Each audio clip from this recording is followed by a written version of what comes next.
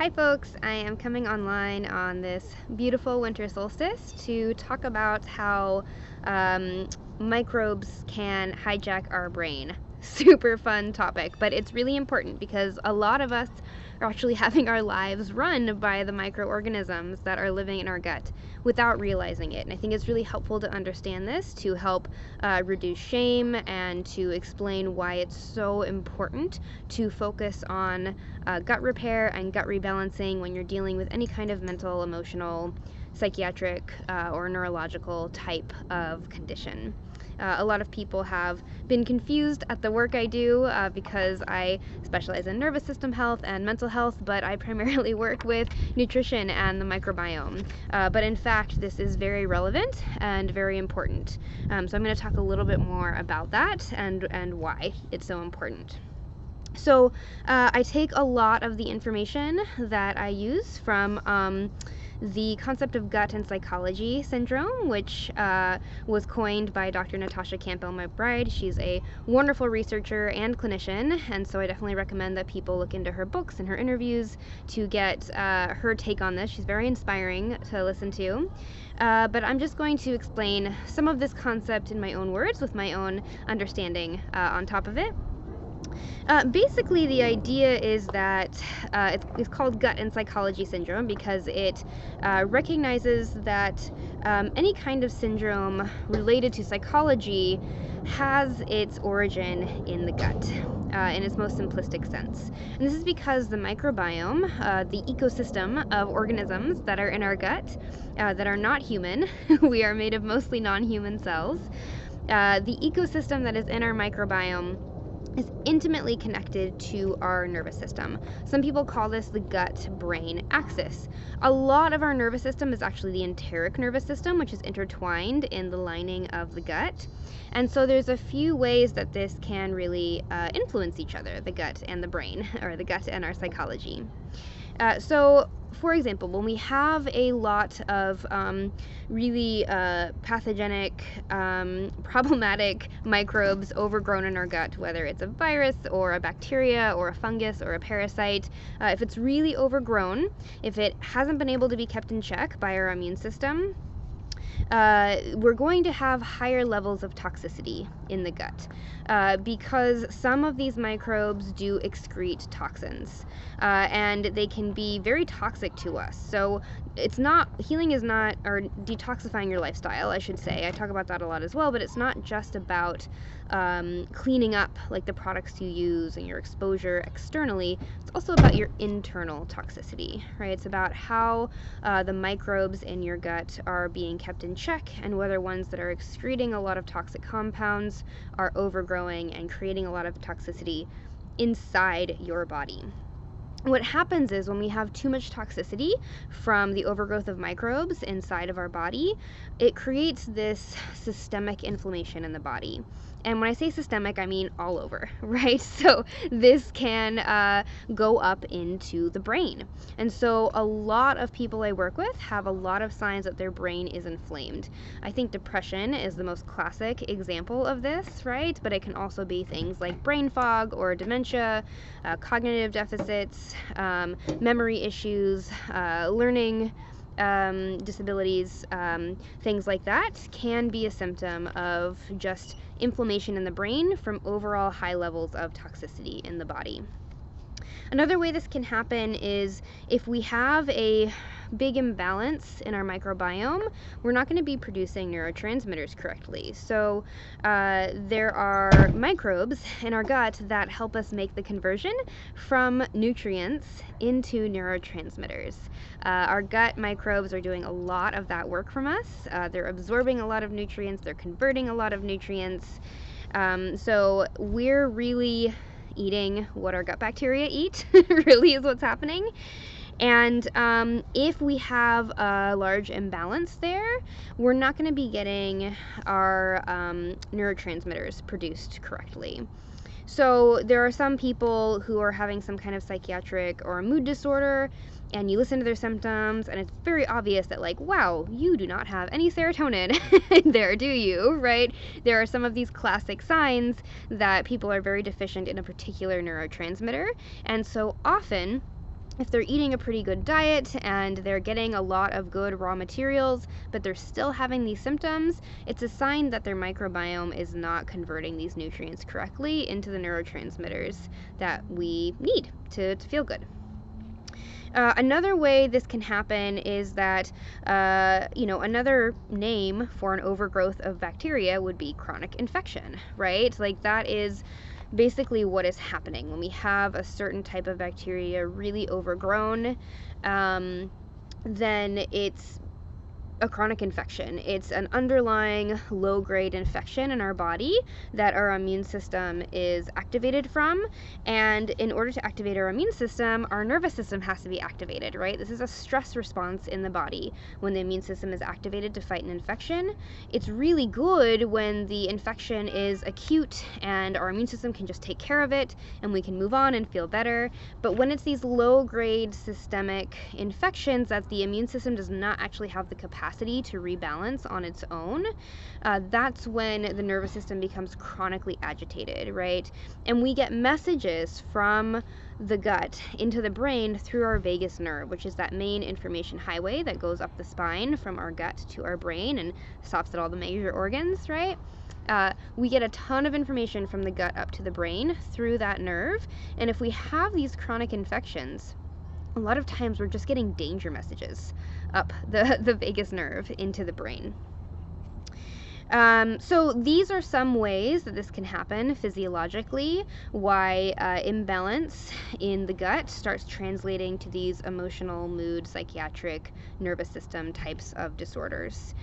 So that is why, as a mental health and nervous system specialist, I have started working primarily with the microbiome, because I'm finding it is one of the most effective methods of treatment that I can use with my clients. It's when I get the best results, is when we actually start to rebalance the microbiome.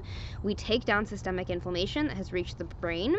We start balancing the microbiome so that it's correctly utilizing the nutrients that we're giving it to produce neurotransmitters, and we're no longer sending these danger, threat messages up to the brain consistently.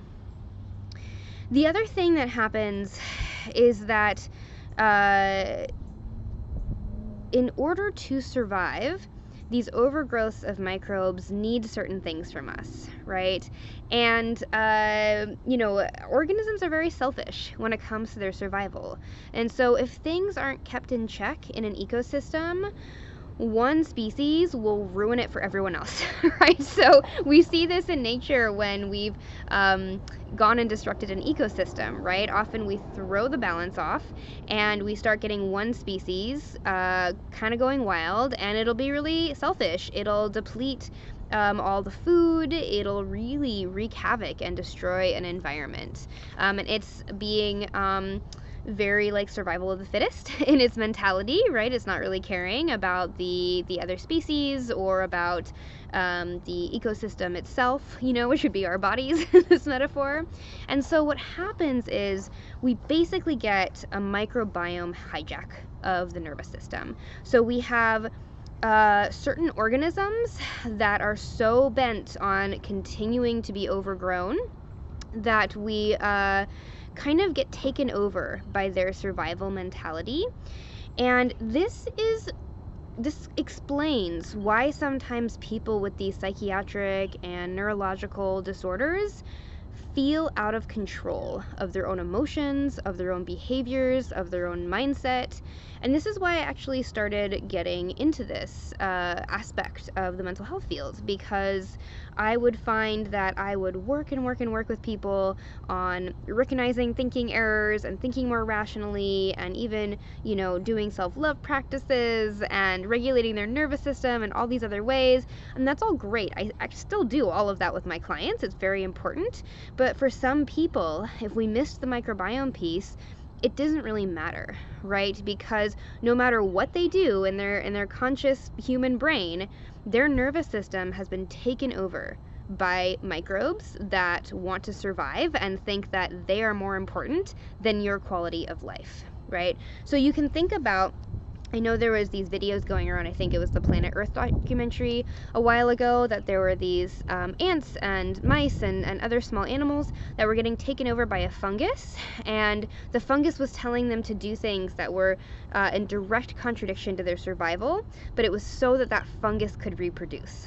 Right? So they were doing things like climbing to the tops of trees or grasses where they were going to get eaten by predators, but it actually helped the life cycle of that fungus. And so these animals had gotten hijacked by this fungus. And the scary thing is that a lot of people in the modern Western world have also been hijacked by microbes, whether it's a fungus or a parasite or whatever else. But they don't realize it. But this explains why a lot of people tend to feel really out of control of their day-to-day experiences. And you can really see this happen when people start to reset their microbiome on a deep level. Incredible shifts start to happen that really cannot be explained another way. People's whole personalities change. And not in a scary way of people lose their core self. Like, they become more themselves. They become more their potential. Like, they are no longer being hijacked by these microbes who only care about themselves and their own survival. They become more calm, more peaceful, feel more at home in their body and the world. They just become more connected to their own intuition and their own authentic desires. Like, all these very psychological, emotional shifts start to happen when people heal the microbiome. And this is why. Now, the difficult thing about this is that these microbes that are overgrown, they want to keep surviving, right? And so if we want to rebalance the microbiome, we have to start killing them off, basically, right? We have to rebalance by killing off the overgrowth. So what happens is that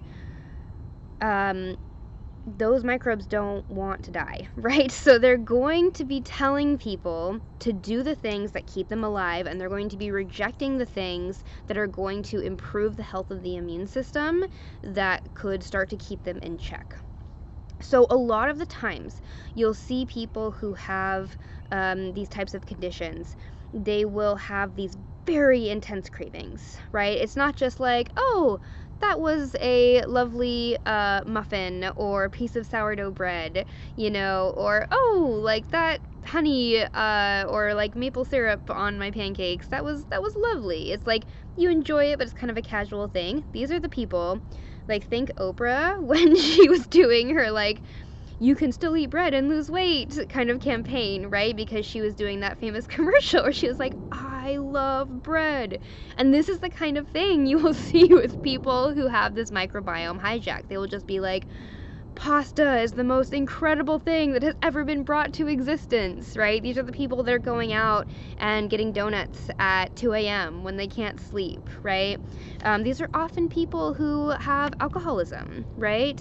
A lot of times people who have alcoholism issues, they have this microbiome hijack, but instead of craving sweets and bread, they're craving alcohol, which has a similar effect in promoting this microbiome imbalance, especially if they're drinking things like beer and cider and things like that.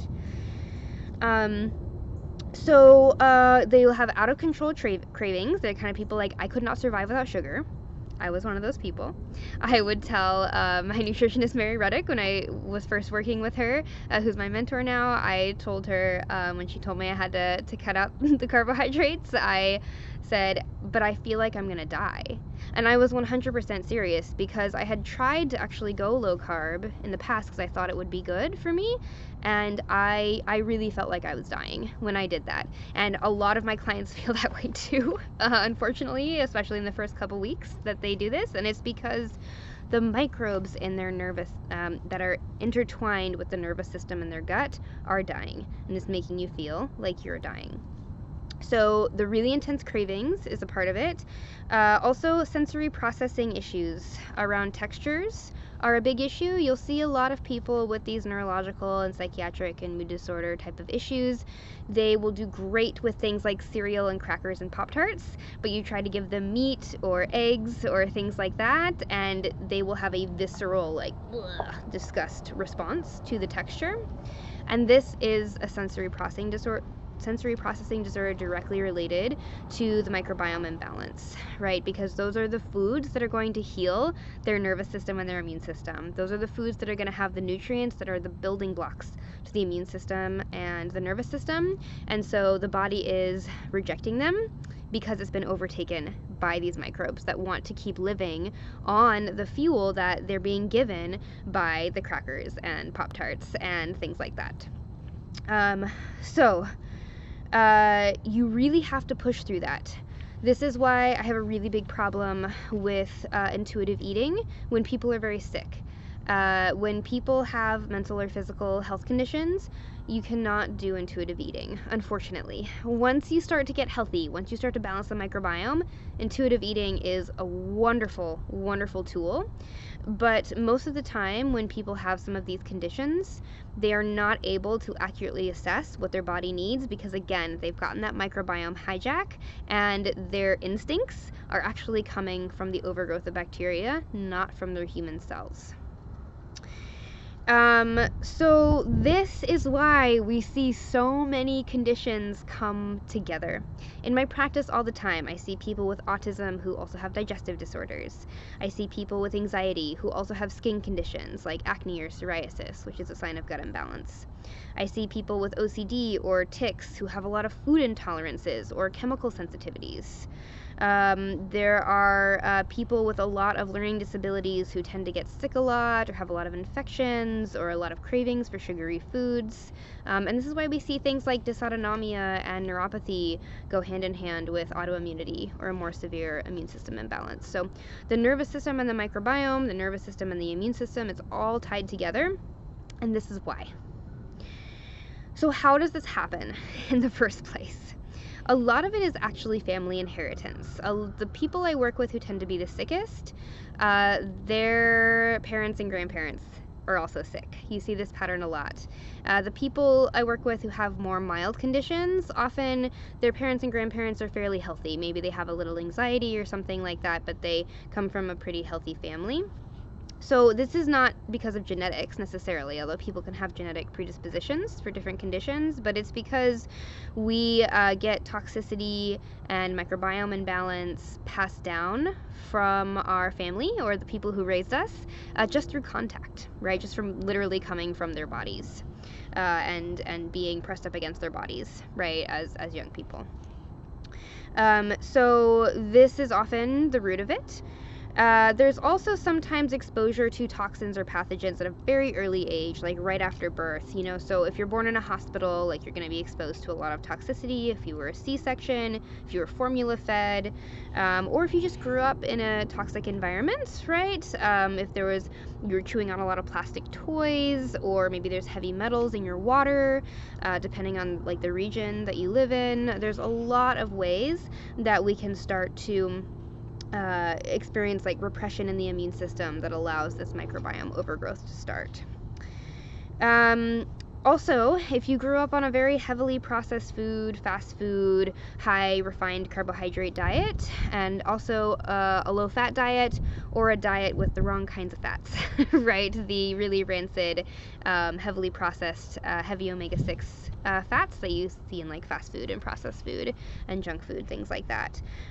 This is just going to feed the wrong kind of microbes in your body. It doesn't mean you can't thrive eating carbohydrates from a young age, but they need to be traditional and balanced with other nutrients that are really going to feed the immune system. There's also the contribution of just growing up in a very traumatic or stressful environment, because when we have cortisol in our system, our body is not going to be properly building itself up, right? During childhood, we're just building, right? We are building our immune system, building our nervous system, building our brain, and anytime we're going to have a lot of cortisol or stress hormones floating around in our body is going to put that on the back burner. So this is how trauma and stress in childhood can also absolutely contribute to this effect. Okay, so I hope this helps explain a little bit about what happens when our microbiome becomes imbalanced and how that is related to this epidemic of neurological and mental health and learning disability type of disorders that we are seeing nowadays. It's really important because, as I said before, the microbiome is really declining with each generation. After World War II, we've had all these processed foods and all these new toxins introduced into the environment, and all these new medications and antibiotics, much more commonly used. We have just seen the health of each generation decline more and more, to the point where, you know, because of all these factors I've been talking about, we are seeing more children than not, right, with these kinds of immune system disorders, with these digestive disorders, with these neurological conditions, right? We're seeing children with significant mental health and behavioral issues from a very young age. And obviously there are many factors. I don't want to overly simplify things, but I believe that a major piece of it has just been the intergenerational decline of the microbiome. We're honestly at the point where I think that if you are not really emphasizing the health of your child's microbiome, more likely than not, they may develop some of these conditions. The good news is, the body is highly flexible and malleable, and we know how to reverse a lot of this damage. So, I mean, obviously, the sooner you start working on this, the better. But at any age, I've seen people really turn around serious conditions. And in my next video, I'm going to talk more about that. I do have a lot of videos. If you scroll back to the beginning of when I started my YouTube channel, I have a whole 4-part tutorial on how to reset the gut through diet. I have a ton of videos that give little tips on it. I also have a full course on my website for sale that takes you through really detailed step-by-step, gives you food lists and shopping lists and meal plans and a lot of other added tips. So if you want more guidance, please go ahead and check out that course as well. And thank you so much for listening. So I'm going to be uploading another video in a few days where I talk more about how we deal with this.